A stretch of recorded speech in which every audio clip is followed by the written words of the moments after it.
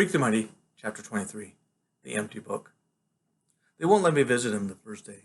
Graham says I'll just have to be patient and let the doctors do their business. But I can't stand just sitting around, so I decide to walk over to the hospital, which Grim says is miles and miles, but suit myself. I know how to get there because Freak and I went yonder that one way once so he could show me the medical research building. It's not the same though, without Freak along to turn the houses into castles and the swimming pools into moats. All I keep thinking is, what a jip it is to have to go into the hospital on your birthday. Finally, I get there and I see the Fair Gwen's car in the visitor's parking lot. But Grim says I should leave her alone and let her tend to her son. So what I do is I go around back to the medical research building and I find this stupid little tree I can sit under. I have that old ornithopter bird with me and I'm winding it up and flying it around, figuring maybe Freak will get a chance to look out the window and see it flittering by. That's my plan. And I'm under that puny little tree messing with the bird until this guy mowing the lawn makes me move. So I wander around to the front of the hospital, and that's when the Fair Gwen finds me. "Maxwell," she says, and she gives me this great big hug, a wet hug because she's been crying. "Max, we've been looking all over for you. Kevin wants to see you. He's making quite a fuss about it, and Dr. Spivak says it's okay, but just for a few minutes." So the Fair Gwen takes me inside, and I figure we're heading for the medical research building, but instead we go into the regular hospital. "He's in the ICU," she says. "So they're taking really good care of him?" "They're doing their best, Max," she says. The intensive care unit is this place where there are so many nurses, you can hardly turn around without bumping into one, which I do as soon as we get there. Every patient gets a room alone, and there's all this electric gear the Fair Gwen says is called telemetry, which would mean when Freak sneezes, the nurses know about it before he can wipe his nose. I'm not scared at all until I actually get into his room and see how small he looks on the bed. They've got him sitting up with all these tubes going into his arms and up his nose, and Dr. Spivak is guarding him. She won't let me come too close. "I thought no visitors was the best policy for now," Dr. Spivak says. "But what Kevin wants, Kevin gets." Dr. Spivak is a small woman with short red hair and a real stern face. And it's like she's mad because Freak wants to see me, or because I'll break some of her precious equipment. "That'll be all," Freak says to her. "You are dismissed." The thing is, his voice sounds funny. Not just faint and weak, but kind of whistly. Only when I get closer do I see he's got this weird little plastic button stuck in his neck.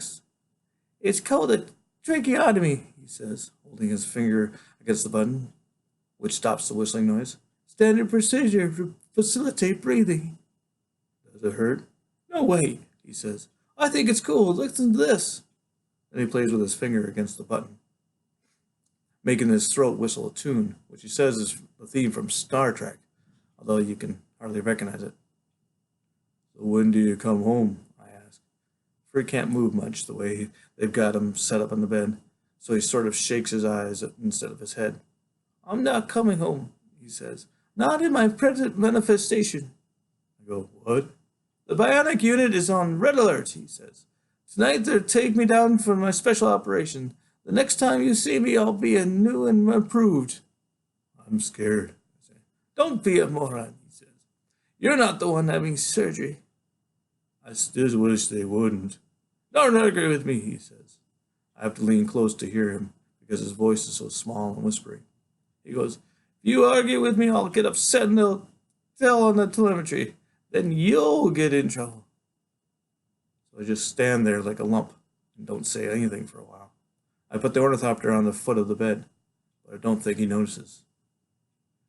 "See that book on the table?" He can't point, but I see the book on the table. "Open it," he says. The book reminds me of the dictionary he gave me for Christmas, except when I open it, all the pages are blank. "That's for you," he says. "I want you to fill it up with our adventures." "Huh?" "Write it down, dummy. I was going to do it, but now it looks like I'm going to be busy getting used to my new bionic body. It'll probably take me weeks just learning how to walk with my legs." I put the book down. "You're the one with the brain," I say. "I'm the long legs." "Don't get me upset," he warns. "Won't have the time, so you'll have to do it. Just write it all down like you're talking. put it all in all the fun we had, the cool things we did, our adventures. But you know I can't write, Kevin. It's all in your head, Max. Everything you can remember. Just tell the story of Freak the Mighty. No big deal. I pick the book back up, but I don't say anything more about it. How hopeless it is, me trying to write stuff down, because I don't want to set off the telemetry. He does that himself about a minute later, when he starts to cough, and before I can say anything, the room is swarming with nurses, and Dr. Spivak's telling me I have to leave. Out this second, young man, and let us do our jobs. They let me wait outside the ICU with the fair Gwen, who's just standing there on the window, wringing her hands, not saying anything. And then finally they come out and they say he's okay. It was just a bad spell, but they have him stabilized. A while later, Graham comes into the hospital, and she drives me home. Nobody talks much at supper that night, except when Grim opens his big mouth and says, "Poor Gwen looks like she's in terrible pain." I go, "Poor Gwen. She's not one having the special operation." Grim and Graham just look at each other, like they can't believe I'm so dumb.